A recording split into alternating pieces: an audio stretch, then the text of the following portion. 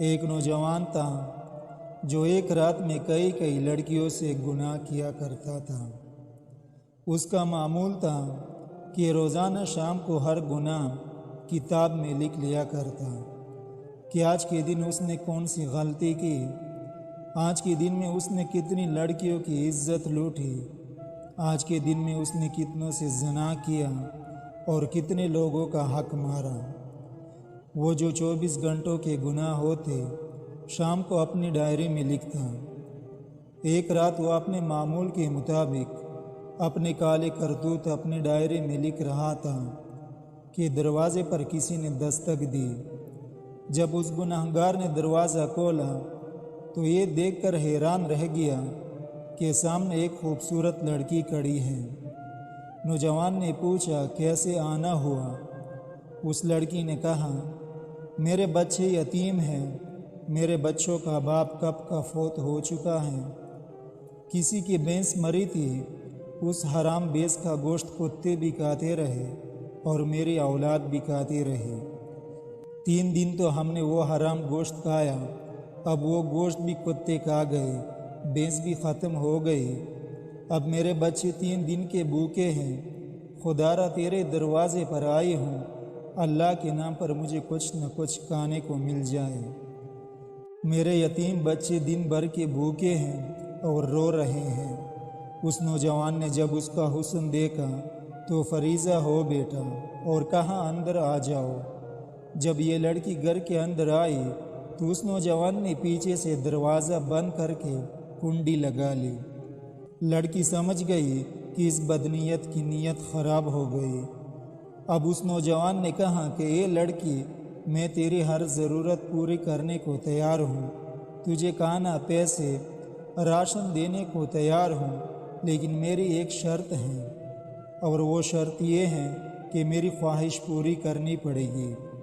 یہ کہتے ہی اس نوجوان نے لڑکی کو اپنی طرف کھینچا تو اس لڑکی کی ایک چیخ نکلی اور زور سے پکارا کہ اے مصیبتوں کو دور کرنے والے رب، مجھے اس ذلیل انسان سے بچا لے۔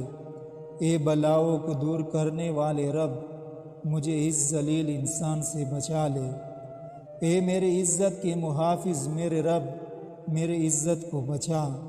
اس لڑکی نے کہا، اے نوجوان نادان، تو مجھے موت سے غافل نظر آ رہا ہے، کیا تو نہیں جانتا کہ تجھ سے بہت بڑے بڑے طاقتوروں کو موت نے نیلام گھاٹے میں اتار دیا ہے، ان کو سوائے کفن کے کچھ بھی نصیب نہیں ہوا، جو انہوں نے بڑے بڑے گھر آباد کیے تھے اور وہ خالی کے خالی رہ گئے۔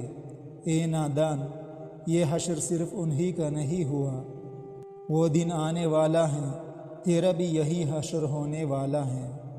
اے شیطان کی چال میں پھنسنے والے نوجوان، اپنی آنکھیں کھول، قیامت کے دن اپنے رب کو کیا منہ دکھائے گا۔ اس گنہگار نوجوان نے جب اس لڑکی کی فریاد سنی تو تڑپ اٹھا اور کہنے لگا، اے لڑکی، ابھی تو نے گناہ کیا ہی نہیں، تو اتنی ڈر رہی ہے؟ میں نے جو ساری زندگی گناہوں میں گزاری ہے، مجھے تو تجھ سے زیادہ ڈرنا چاہیے۔ بس یہ کہتے ہی اس کے دل میں رحم آیا، اس لڑکی پہ ترس آیا اور اسے چھوڑ دیا، کھانے پینے کا سامان دیا اور رخصت کرتے ہوئے کہا کہ اپنے یتیم بچوں سے کہنا کہ میرا حق میں دعا کرے، آج سے میں پکا توبہ کر رہا ہوں، دعا کرنا اللہ میری توبہ قبول فرمائے۔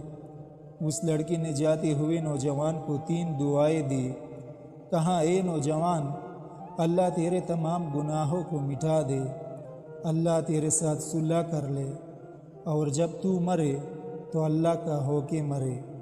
یہ 3 دعائیں دیتے ہوئے وہ لڑکی وہاں سے چلی گئی۔ جب وہ چلی گئی تو نوجوان نے دوبارہ گناہوں والی ڈائری کھول لی کہ ابھی جو میں نے گناہ کیا ہے وہ بھی لکھ ڈالو۔